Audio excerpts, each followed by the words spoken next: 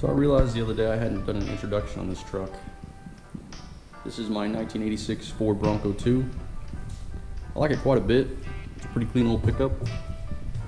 It's doing a 4-3 swap, custom intake manifold, 8 HP automatic transmission with a 4-corner T-case. I bought it here local, swapped the tires on it. It didn't look this good when I first got it. It had been sitting outside because the transmission had blown up in it.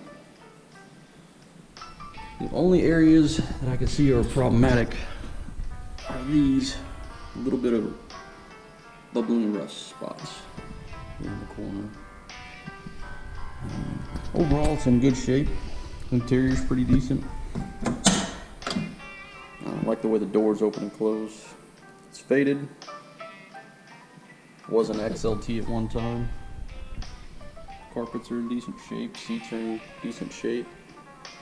Needs a headliner put in it, which is normal. Sun visors are wonky, but that's the way it goes sometimes. One of the other things I'm going to do is I'm going to pull that shifter housing out so that I can put a 3D printed panel in there to mount the shifter for the 8 HP. As you can see, it's pretty decent. The hood does have some wonkiness to it. It's faded. And somebody scratched some lettering into it. But as you can see here, 4.3's got quite a bit of room. Get some light on it. 4.3's got quite a bit of room in here. Lots of steering room, steering clearance, all that kind of stuff. These are my prototype mounts, which I've got some actual DXF files ready to go. As you can see, there's lots of room. Lots of room up front. And the only tight area is back here. It's a little bit tight, but it's not bad. There's the other side of the mount. Yeah, this was towed behind a guy's RV, so it's got these little grabbers here up front. You can use his points and stuff like that. 6 ways, so you can run the brake lights, but that's it. And if you guys are wondering about these wheels, these are just splash wheels. And I take the center caps and cut the Ford emblem out of them. As you can see here, that's what it looked like originally. I just cut the Ford emblem out with a hole saw. And it looks pretty decent. Stock suspension. It's got 8-inch rear axle.